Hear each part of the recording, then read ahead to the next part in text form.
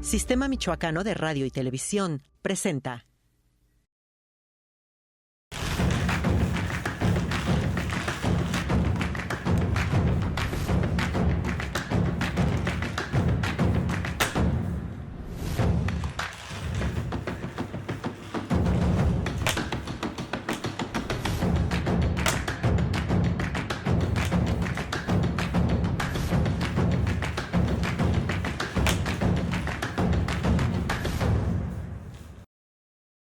Bien, una interesante entrevista sostendremos con el alcalde de Morelia, Alfonso Martínez Alcázar, sobre temas que considero que nos han tocado a fondo, como tienen que ver con las tenencias, la zona rural, tiene que ver con el centro histórico, la cuestión de la movilidad y otros temas, sobre todo su coordinación o su distanciamiento con el gobierno de Michoacán.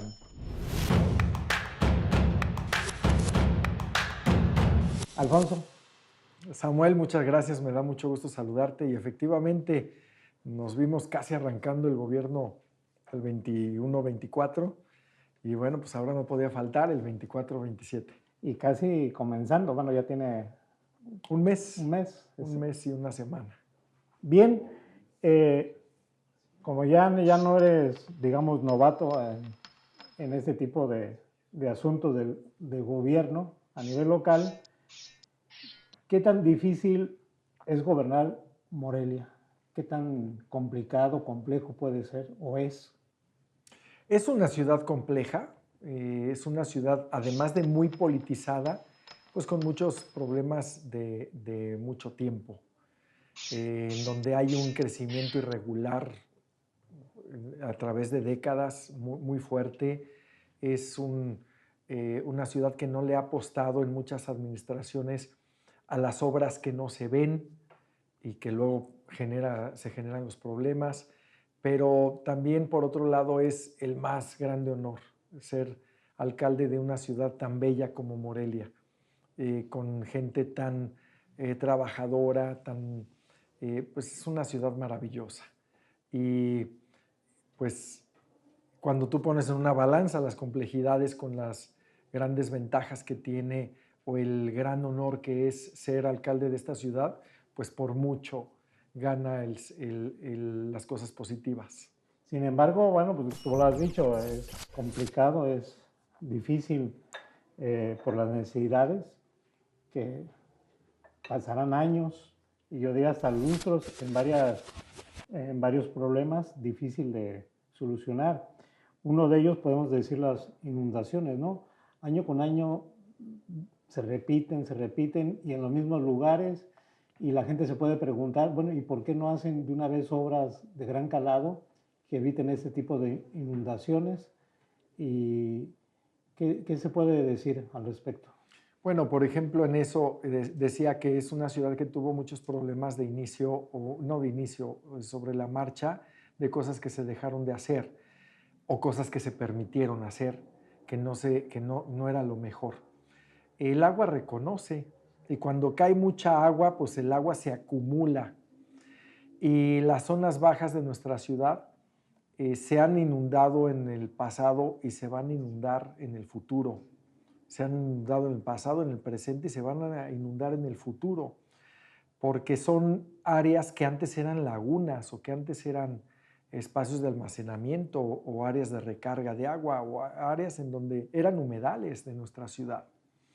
Y cuando llueve mucho, mira, yo he dado este ejemplo, Samuel, que puede como quedarte más claro. Tenemos nuestro río chiquito, nuestro río grande, se juntan allá en Avenida Michoacán, por Avenida Michoacán, después del monumento a Lázaro Cárdenas, ahí un kilómetro adelante, quizá menos. Y a esos dos ríos pues llegan canales. Son las áreas de desfogue que tiene nuestra ciudad. Por ahí es el río Grande, a partir de donde se junta con el río Chiquito, es el único lugar de desfogue de nuestra ciudad. Y tiene un tamaño. No le puedes meter más agua que el tamaño que tiene ese río.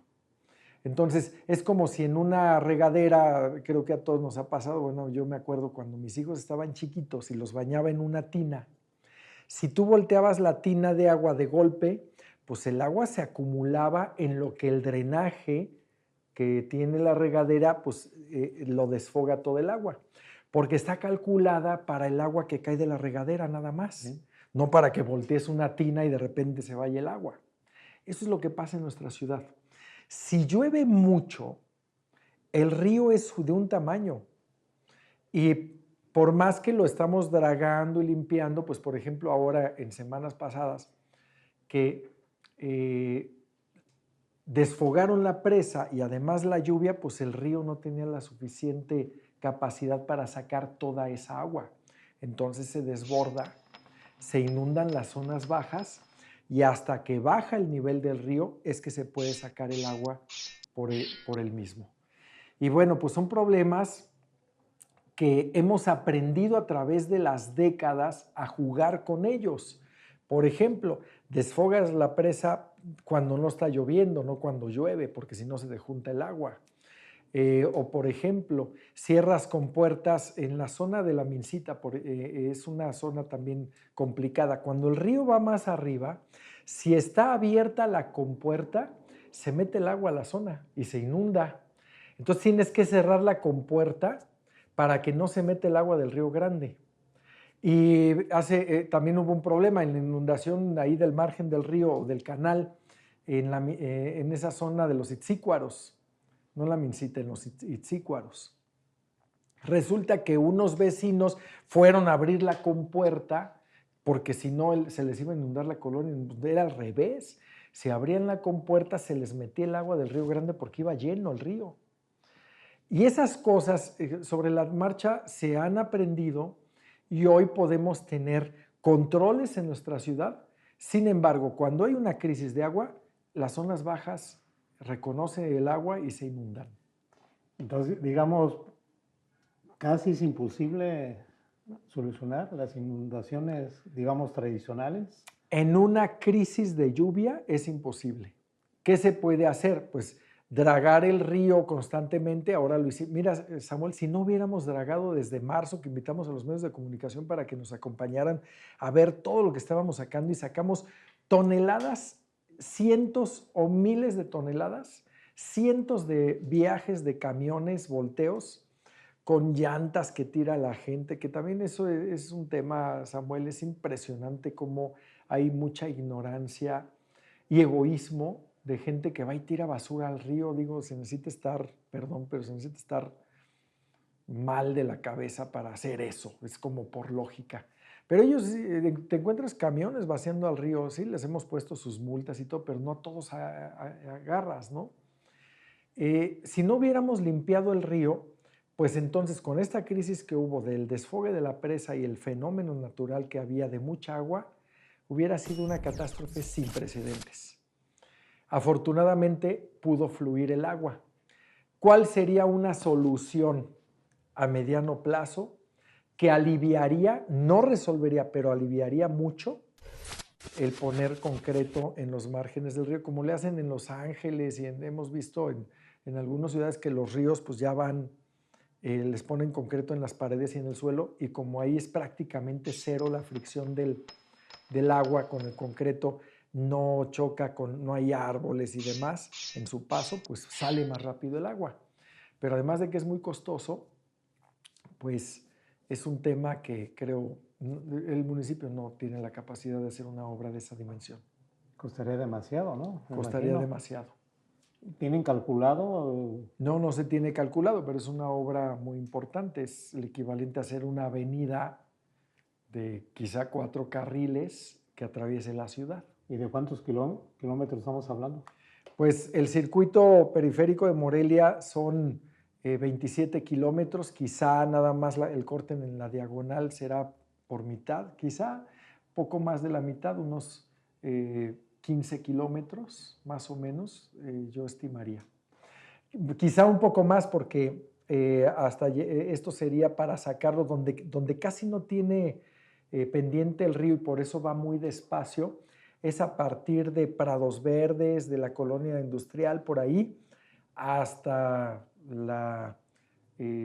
hasta prácticamente la planta de tratamiento que está en Atapaneo. Alfonso, se nos fue el tiempo del primer bloque. Vamos a un receso y regresamos.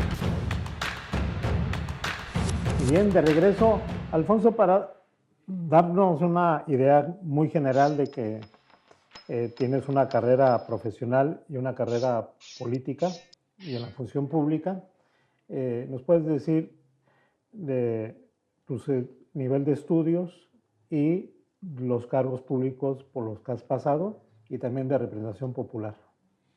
Sí, Samuel, con gusto. Fíjate que yo soy ingeniero industrial de profesión, egresado del TEC de Morelia, y tengo una maestría en Administración por Calidad que consta de 6 diplomados. La característica de mi maestría es que para completarla tuve que hacer 6 diplomados distintos en Administración, Calidad, etc.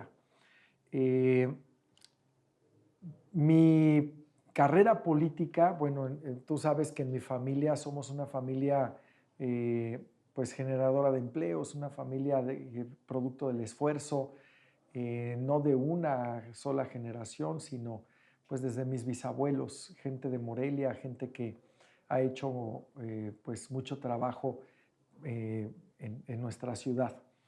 Y yo como político inicié muy joven.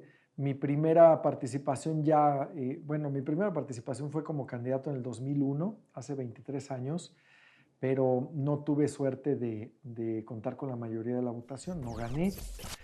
Cuando gano es en el 2004 como diputado local.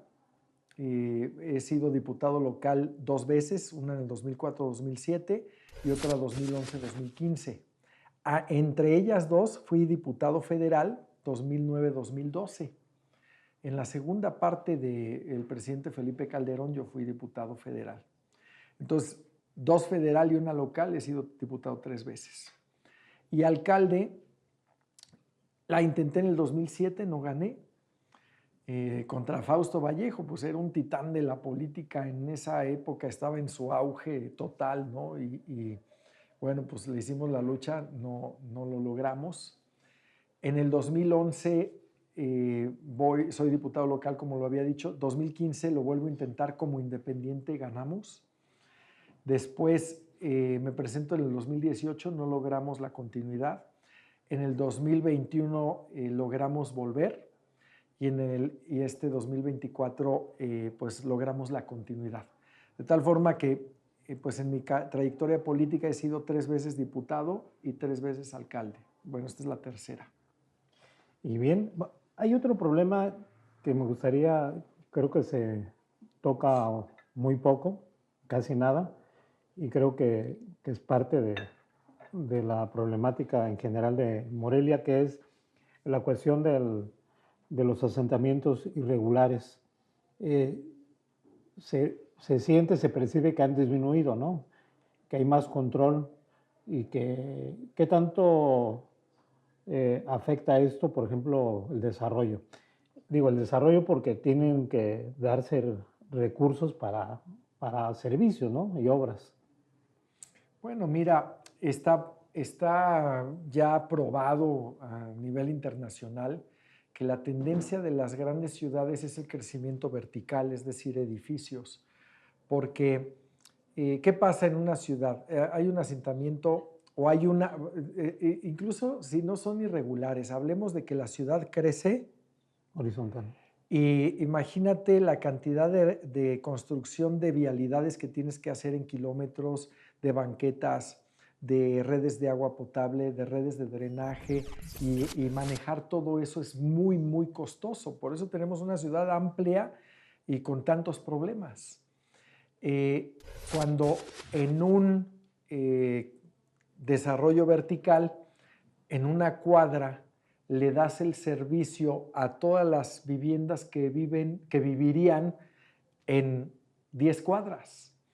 Fíjate que ahora que estuvimos en China, pudimos ver el crecimiento vertical, es impresionante. Bueno, allá hay literalmente en cada ciudad miles de edificios, como el que aquí hay nada más en la subida Tres Marías, ahí del lado izquierdo, un edificio muy grande. Aquí es el único edificio grande que tenemos de departamentos. Bueno, pues en China, así de ese tamaño, de 40 pisos, ves miles de edificios en todas las ciudades, miles, literalmente, no estoy exagerando. Yo estaba asombrado tomando fotos y videos de que caminabas y edificios y edificios y edificios y edificios hacia atrás y hacia los lados. Impresionante. Y así es mucho más fácil llevar los servicios. Ahora, imagínate con las colonias irregulares, que aquí vienen y me dicen, oye, Alfonso, es que ya tengo 20 años solicitando el agua, ¿no? Pues sí, pero es una colonia irregular en una orilla que para llevar la infraestructura hacia allá y además que no pagan predial y que no, pues es bien complicado. Y es más, de los recursos federales no puedes invertirlos en colonias irregulares. Entonces es un problema. Por eso se le está apostando al crecimiento vertical.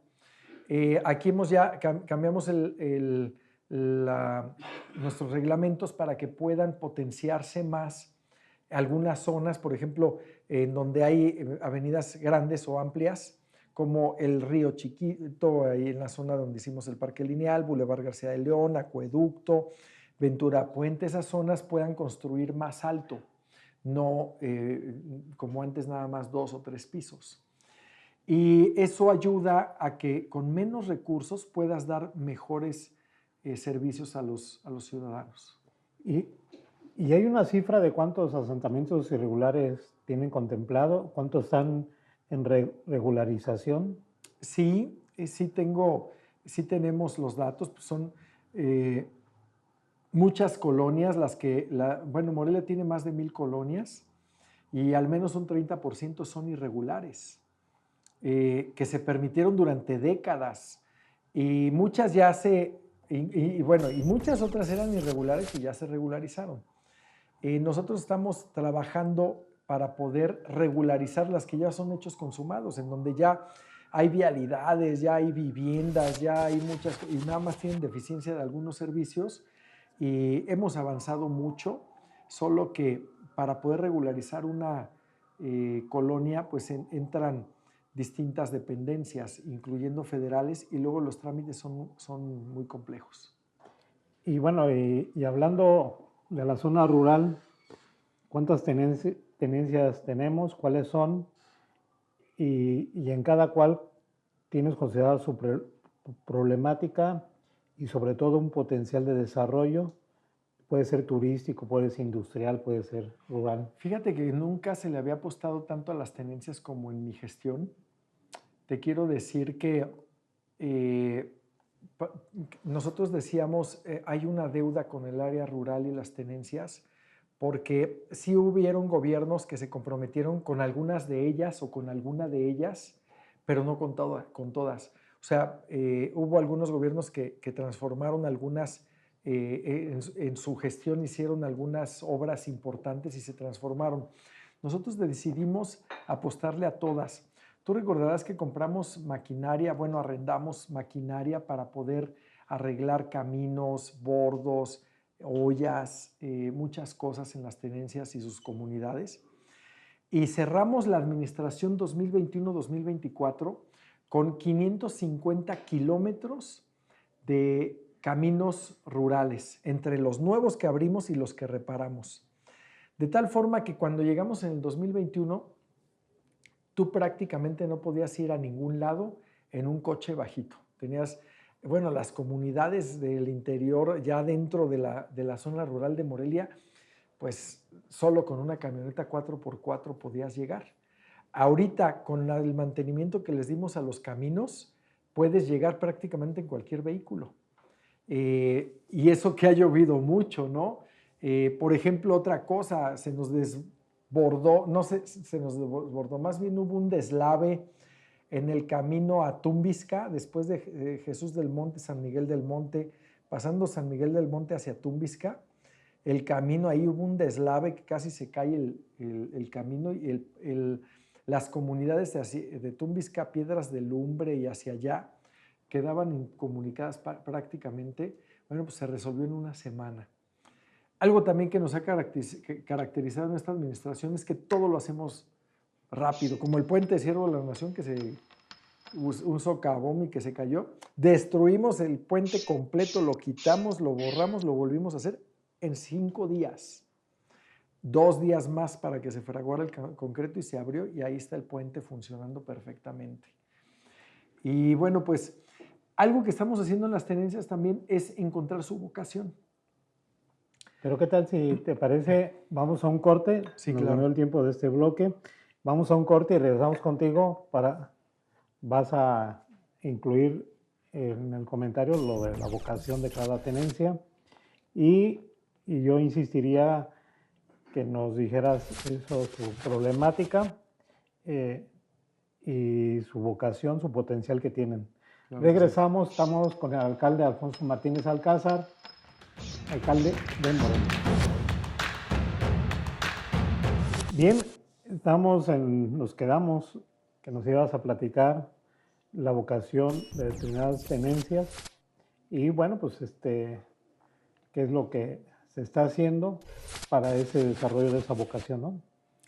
Fíjate, Samuel, que algo muy importante es que necesitamos generar oportunidades, desarrollo, y no solamente la obra que se puede hacer en una tenencia o en alguna comunidad.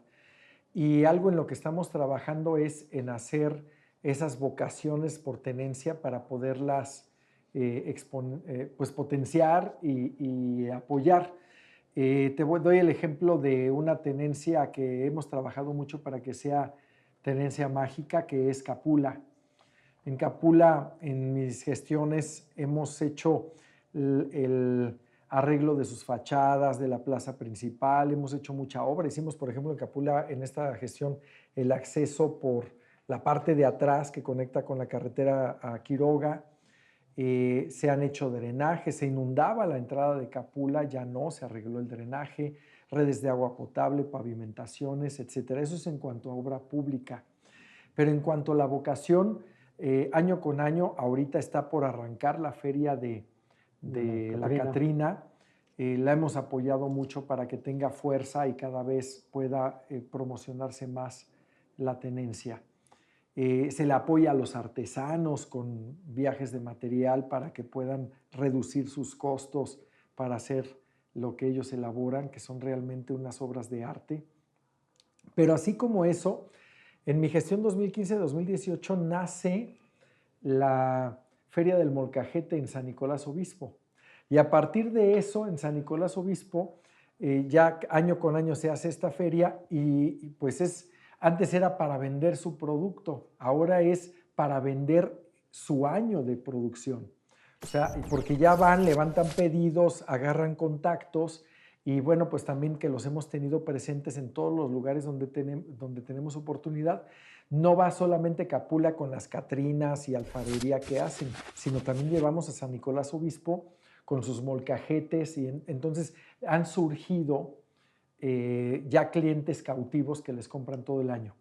También, por ejemplo, hicimos la ruta del mezcal para ir de Jesús del Monte por San Miguel del Monte hasta Tumbisca, etcétera, y salir por Atécuaro para poder ir a ver las vinatas, ir a conocer el proceso del mezcal, los sembradíos, y además preferimos que en lugar de que estén talando montes para sembrar aguacate, pues que siembren maguey, que no necesitan talar el monte, y es igual de productivo económicamente hablando el mezcal que el aguacate, pero con el mezcal no destruyes el cerro, no destruyes, al contrario, regeneras. El maguey es de las plantas que más CO2 captura y además es un retenedor de suelo o evita que haya, ¿cómo se llama? Cuando se va al suelo, la tierra fértil. ¿Se erosiona, no? Exacto, la erosión. El maguey contiene la erosión y evita que el suelo se vaya, que es uno de los temas más graves del efecto climático, que no se genera humedad y con erosión del suelo. Entonces, estamos trabajando en ese tema con cada una de las tenencias con sus vocaciones para poderlas potenciar y que la gente, por ejemplo, yo cada que vamos a Capula, en Capula ayudamos para que se abriera una tienda tipo de las artesanías, también un hotel boutique, que bueno, esa es inversión 100% privada, nosotros nada más le echamos porras y alentamos a esta persona, pero sí ayudamos a que se abriera una cocina tradicional, bellísima y además deliciosa en Capula. Vayan, pregunten por la cocina tradicional de Capula y van a ver que no se van a arrepentir de lo delicioso que puedes desayunar. Y todas esas cosas son las que tenemos que ir alentando. Y bueno, cocina tradicional en Capula, ¿por qué crees que no se...? Yo siempre he dicho de manera personal que a Capula le falta demasiado para ser un pueblo mágico. ¿Tú estás de acuerdo en que ya debe ser pueblo mágico? No, yo también creo que le falta mucho, pero te voy a platicar. El programa de Pueblos Mágicos antes venía acompañado con un cheque. O sea, el gobierno federal decía, vamos a hacer Pueblo Mágico Santa Clara del Cobre. Y llegó el gobierno federal y hizo el cableado subterráneo, arregló todas las fachadas, arregló los portales, arregló el kiosco, la plaza principal y dijo, Santa Clara del Cobre es pueblo mágico. Y ahora hicieron Pueblo Mágico Cotija y llegó, hace un año quizá, y llegó el gobierno federal y fue a Cotija y les dio un reconocimiento, ya son pueblo mágico. Ya. Sin recursos. Pero sin recurso. Y si tú comparas lo que se hizo, la intervención y lo bonito que quedó Santa Clara con lo que pasó en Cotija, hay una diferencia muy grande. Entonces, cuando dicen, oye, pues trabajemos para que sea pueblo mágico, pues bueno, ya, o sea, para que den un reconocimiento, pues mejor trabajemos para que le hagamos tenencia mágica. Porque nosotros sí le estamos metiendo recursos, estamos arreglando la tenencia para que sea cada vez más bonita y que podamos lograr a través del tiempo que sea una tenencia mágica. Ahora, vayamos al centro histórico de Morelia, de la capital michoacana, en el corazón. Parece que ahí las cosas se van dando por sí solas. Es lo que, digamos, yo percibo. Se van dando en el sentido de que es una ciudad que es muy visitada, el centro histórico, y que no hay que moverle mucho. ¿Cómo está el centro histórico con tu administración? Pues nada más parece que no hay que moverle mucho, porque te voy a decir algo. ¿Qué pasa en nuestra ciudad? La gente se va acostumbrando a ver las cosas para bien o para mal. Sí. Pero porque es poco a poco. Tú no llega un gobierno y dices, wow, mira ya todo lo que arreglaron. No, pues es gradual. O sea, llegas y empiezas a limpiar, empiezas a arreglar jardines, empiezas a arreglar, a pintar donde hace falta, etc. Y poco a poquito, entonces empieza a mejorar la ciudad. Pero la gente que vive aquí lo nota de una manera distinta a los que vienen cada 6 meses o cada año que dicen, wow, ¿qué pasó en la ciudad? Vengo y veo cosas nuevas, vengo y la veo más limpia, vengo y la veo con más gente, etc. Te platico el centro histórico. Vámonos al 2015, que es cuando fue mi primera gestión. Los únicos y poquitos eventos que se hacían en Morelia era en Catedral y a un lado, nada más. No había nada. Y empezamos a reactivar todo el centro histórico. Vamos a proyectarnos al 2015, antes de que empezara como presidente municipal. Esta zona donde estamos, el CAM, era la vieja central camionera llena de vándalos y grafiteros. Me refiero, los grafiteros tienen todo mi respeto y los contratamos para muchas cosas. Me refiero a los que rayan y más bien los taggers les dicen, ¿no? Los que vandalizan las fachadas de los lugares. Estaba la drogadicción, la prostitución y el vandalismo y la inseguridad apoderada de toda la zona, desde Nocupétaro hasta prácticamente el mercado de dulces, una cuadra abajo, bueno, la calle de abajo, que ahí está el cine, y de ahí para arriba estaba todo muy bien. ¿Qué hicimos? Recuperamos esta zona. Hoy están los juzgados cívicos, la Plaza de la Paz, la ciudad administrativa. hicimos también las calles peatonales que comunican desde el centro con esta zona de Morelia. Y se salvó esta zona. ¿Qué más hicimos en el centro histórico? Además de las calles peatonales que ya mencioné, reactivamos el que no todo sea a un lado de Catedral. Hoy hacemos una intervención del Día de Muertos y se arregla desde el Jardín Morelos, pasando por Villalongín, Plaza Valladolid, hasta el templo de, la Melchor Ocampo, Plaza Benito Juárez, Plaza de Armas, hacia el norte, hacia el sur, San Agustín y su cerrada, hacia el norte, Las Rosas, toda esa zona, hasta la calle Nigromante. Intervenimos todo el centro histórico para que se diversifique y que la gente esté en todo el centro histórico. Salvamos el Jardín de la Soterránea, ahorita ya hay cafecitos y demás. O sea, lo que hicimos fue cómo dispersas, llevamos el videomapping a la Plaza Valladolid, se empiezan a hacer actividades en todos lados para que se active en todos lados. Hoy ve un viernes o un sábado a Las Rosas y no encuentras mesa. Sí, he ido. Vas en los fines de semana, hoy prácticamente de lunes a domingo está lleno el centro histórico y los fines de semana tienes que hacer fila o esperar mesa para que te den un restaurante. Pero se tuvieron que hacer muchas cosas, la feria del libro, sacar la tradición. Vamos al 2015.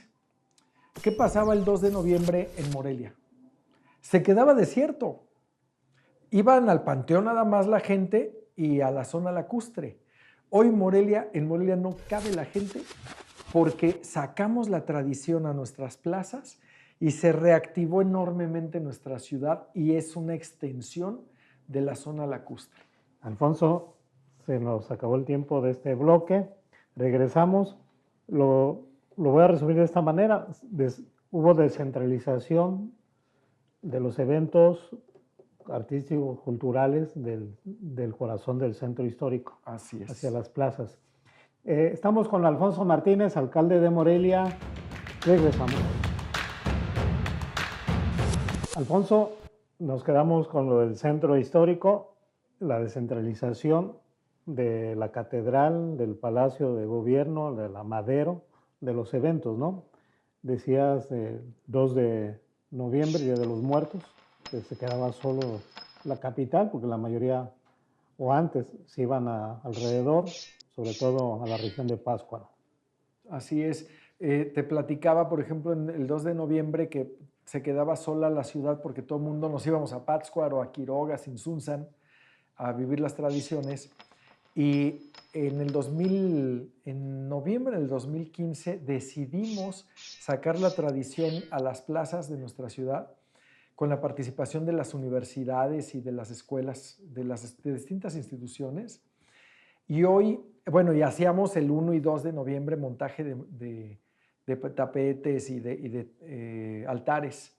Pues ahora hemos logrado consolidar esa parte y ahora no hacemos 2 días, hacemos 2 semanas, 15 días de altares. Entonces, nuestro centro histórico tiene mucha vida desde todas las plazas que ya mencioné, desde el Mercado de Dulces hasta el Jardín Morelos.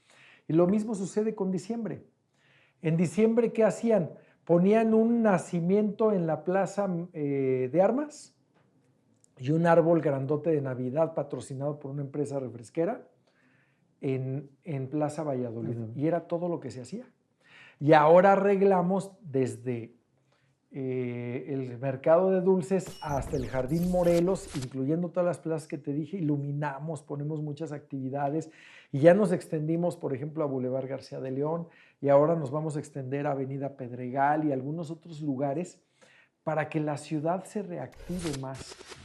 Otro ejemplo de rescate de un espacio público y reactivación de la economía y demás es el Boulevard García de León, que los negocios venden hoy mucho más que antes de la intervención del parque lineal, porque ahora mucha gente va en la mañana, en la tarde y en la noche a disfrutar de ese lugar.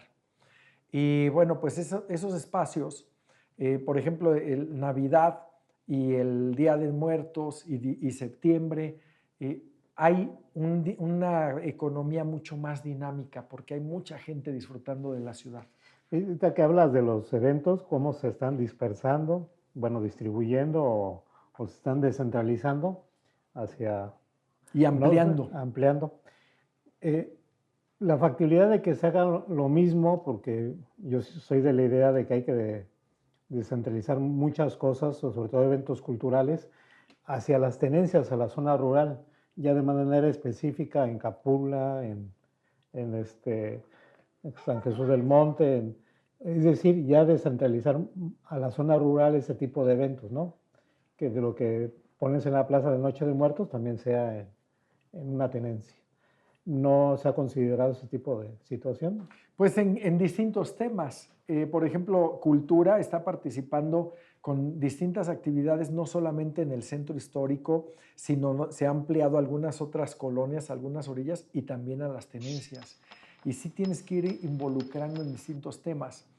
El tema, aquí el asunto es que, por ejemplo, activamos nuestro centro histórico, ponemos la pista de hielo, que ya también ha sido una tradición, una característica muy propia, y eso hace que mucha gente del interior del estado o incluso de otros lugares vengan a Morelia a disfrutar nuestra ciudad bonita, con actividades, con muchas cosas. Entonces tienes que ver esas dos partes, o sea, que sea un atractivo para nuestra ciudad. Todos podemos llegar al centro, todo el municipio puede llegar al centro. Y además, para gente que venga de fuera, que lo que nos interesa es también mucho esa derrama económica que se queda circulando en nuestra ciudad y generando empleos. Alfonso,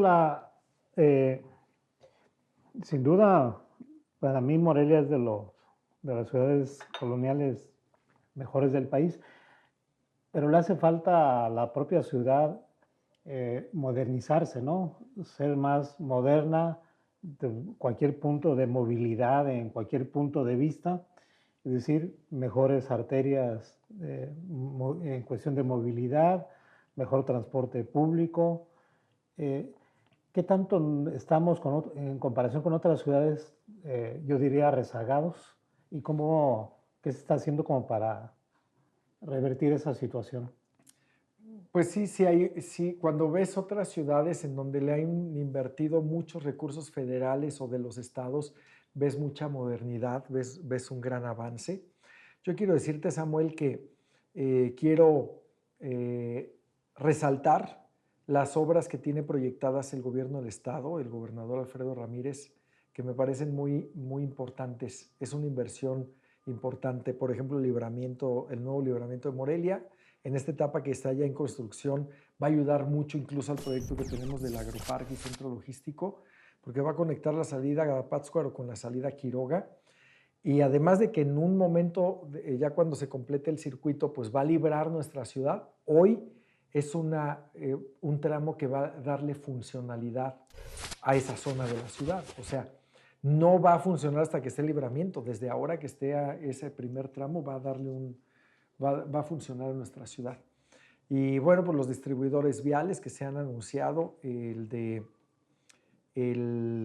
mercado de abastos y el completar las gasas que le hacen falta en la salida a Pátzcuaro, eso también va a ayudar mucho. El puente de entrada y acceso a Villas del Pedregal, pues son obras muy importantes que van a ayudar a nuestra ciudad. En Morelia hacen falta muchas obras de gran calado que competen a recursos estatales y federales, y más federales. Pero bueno, ahí vamos, ¿no? Ya tenemos el ramal Camelinas, en el periodo de Calderón se hicieron el ramal el distribuidor de salida a Quiroga y salida a Charo, y se arrancaron la zona hospitalaria de Morelia, se hizo la gran planta potabilizadora, bueno, tratadora más bien, y los hospitales de la ciudad, salud, entre algunas otras cosas. Y luego en el periodo de Peña Nieto se hizo el ramal Camelinas, que también es una obra muy importante, con sus 2 túneles y un gran puente, y se dejó, bueno, creo que ya fue con el presidente López Obrador que se hace el distribuidor de salida a Mil Cumbres completamente, y el de salida a Salamanca. Y bueno, pues poco a poco se han estado haciendo esas obras importantes que nos ayudan a ir modernizándonos en nuestra ciudad. Sí, en total, para Michoacán hay 9 proyectos que tienen que ver con recursos federales, no todos están avalados, pero 3, 4 corresponden a Morelia. Ahorita lo vamos a ver, vamos a otro receso y regresamos para la última parte. Estamos con Alfonso Martínez Alcázar, alcalde de Morelia. Y bueno, ya tocas un tema que es interesante, el tema del gobierno de Michoacán, gobierno del estado, y yo diría el tema del gobierno de Morelia, que para muchos de nosotros deben estar vinculados, coordinándose en muchas acciones, ¿no? Y en esto tienes razón, o sea, hay que estar en coordinación de manera adecuada, de manera institucional, respetuosa. ¿Cómo es la relación en ese sentido con el gobierno de Michoacán en este momento? Yo creo que estamos pasando por una muy buena racha, un muy buen momento. También hay que decirlo, no es sencillo porque son ideologías muy distintas y tienes que poner sobre la mesa la mejor de las intenciones, cómo puedes trabajar coordinado, respetando esas ideologías. Y pues creo que se puede, se ha avanzado, nos complicó mucho el proceso electoral porque se anticipó demasiado.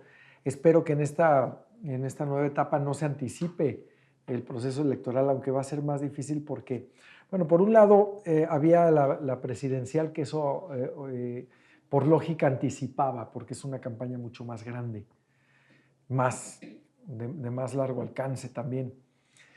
Ahora lo que puede pasar es que se anticipe porque viene elección a gobernador, pero esperemos que sea lo más pegado al 27 posible para que nos permita fluir muy bien en esa buena relación.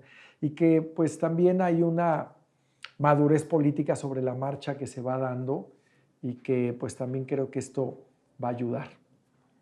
Isidro, en ese momento, por ejemplo, hay un dato que en lo personal yo diría un dato sobre el proyecto del teleférico, que se trata de implementar o instalar en Morelia, en la capital michoacana. Ya está instalando uno en Uruapan, pero creo que es necesario un teleférico realmente en Morelia. Yo siempre he dicho que lo que se gasta en el teleférico para Morelia se puede gastar en otras opciones para darle mayor movilidad pues a la capital michoacana, ¿no? Y que yo veo excelente, por ejemplo, el Metrobús de Villas de Pedregal hacia Obelisco a Lázaro Cárdenas, aquí en la ciudad de Morelia. ¿Cómo ves tú el teleférico? ¿Estás de acuerdo? ¿Ya hay digamos, un convenio de palabra con el gobernador para que sea factible en Morelia? ¿O el ayuntamiento nada tiene que ver? ¿O cómo está el asunto? Pues mira, la movilidad o el transporte público es un tema que regula Cocotra, el Estado.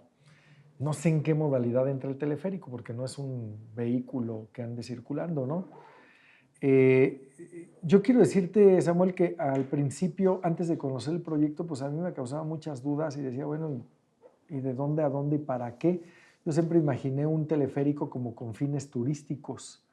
A mí se me ocurría un teleférico que quizá, como yo lo visualizaba antes, era pues quizá un teleférico que fuera de Plaza Las Américas a Plaza Altozano y de Plaza Altozano al Zoológico de Morelia y que tuviera como una movilidad en algo que la gente de fuera pudiera tener un atractivo más en nuestra ciudad. Sin embargo, como está el planteamiento, es para efectos de transporte de la ciudadanía. Y cuando conocí el proyecto, a mí en términos generales se me hizo una buena idea.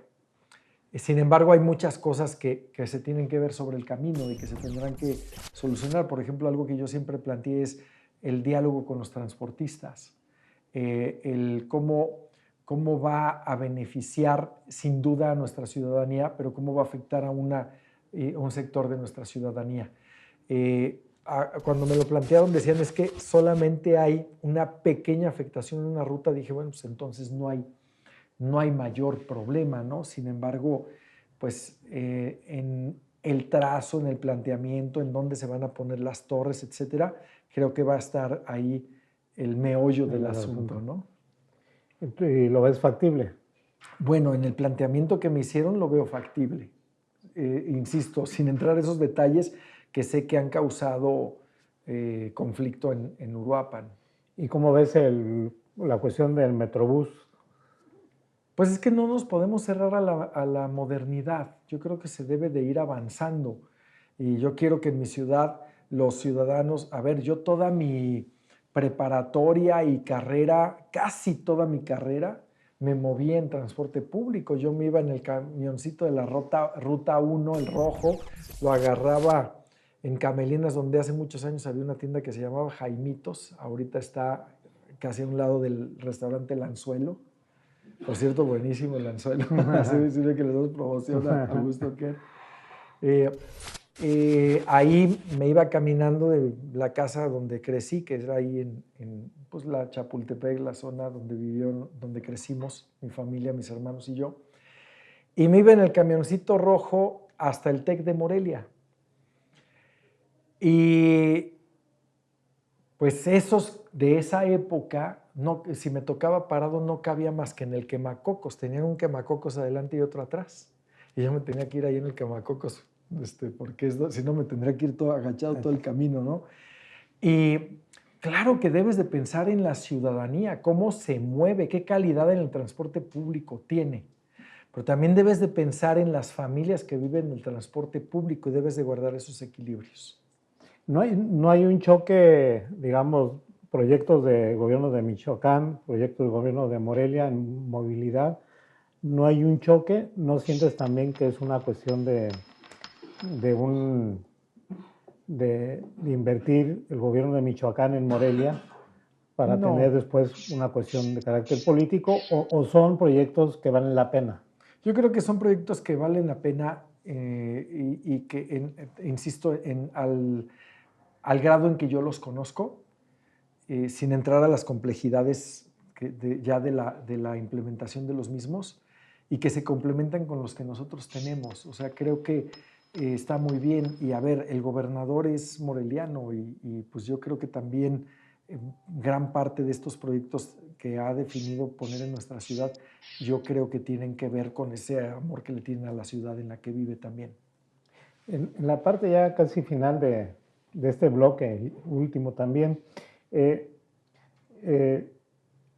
¿cuánto tiempo consideras que pueden convivir el gobierno de Michoacán a través de la figura de Alfredo Ramírez Bedoya, gobierno de Morelia a través de tu figura, antes del 27?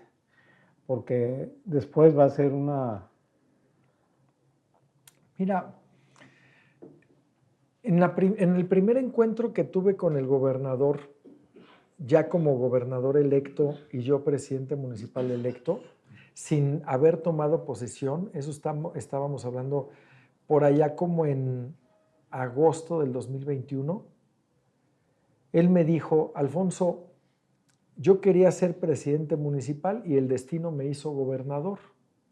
Inicialmente íbamos a competir tú y yo por Morelia, pero ahora ya el destino nos puso en carreras distintas, ya no vamos a competir. Hay que trabajar, tú por Morelia y yo por Michoacán, ayudándonos para que nos salgan bien las cosas. Y me encantó lo que me dijo en ese momento. Yo quiero decirles que salí gratamente sorprendido de esa reunión.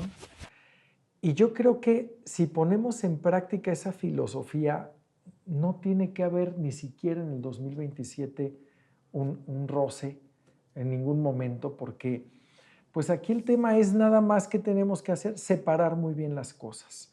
El periodo electoral que se reduzca al momento de las campañas y el periodo de gobierno, que es hasta que alguien pida licencia para buscar algún cargo. De aquí a ese momento tenemos que tener mucha madurez, mucha prudencia y mucha buena voluntad de trabajar por el beneficio de Morelia y de Michoacán. Ya en la parte, nos queda menos de un minuto. ¿qué les dirías a la gente, a los morelianos, a los morelianos? ¿Qué les dirías como mensaje? Pues decirles que hemos trabajado con mucha pasión, con mucho corazón. Yo creo que algo que puede ver la ciudadanía es que amo mi ciudad, que le echo muchas ganas por Morelia y que bueno, pues faltan muchas cosas por hacer, sí, sin duda, pero que Morelia va caminando, va avanzando, cada vez es más bonita, cada vez es más limpia y que vamos a seguir echándole ganas. Miren, estas lluvias nos han complicado muchas cosas, no solo las inundaciones, las calles se destruyen con las lluvias, sobre todo las que ya tienen mucho tiempo. Los parques, crece el pasto, vas cortando de un lado y del otro ya te creció y bueno, pues es el cuento de nunca acabar. Pero están por salir las lluvias y en muy poco tiempo vamos a volver a estabilizar nuestra ciudad y van a ver que maravilla de estos meses que vienen los festivales, los mejores días o los mejores meses de nuestra ciudad. Hay que disfrutarla mucho, pero ayúdenos. Para que Morelia esté bonita tiene que ser tarea de todos. Bien, pues ya sostuvimos una charla. Yo diría, faltaron muchos temas en charlar, en platicarlos, en conocerlos, pero pues con esto nos quedamos y te agradecemos, Alfonso, estar aquí en tu sede gubernamental moreliana y bueno, nosotros seguimos pendientes.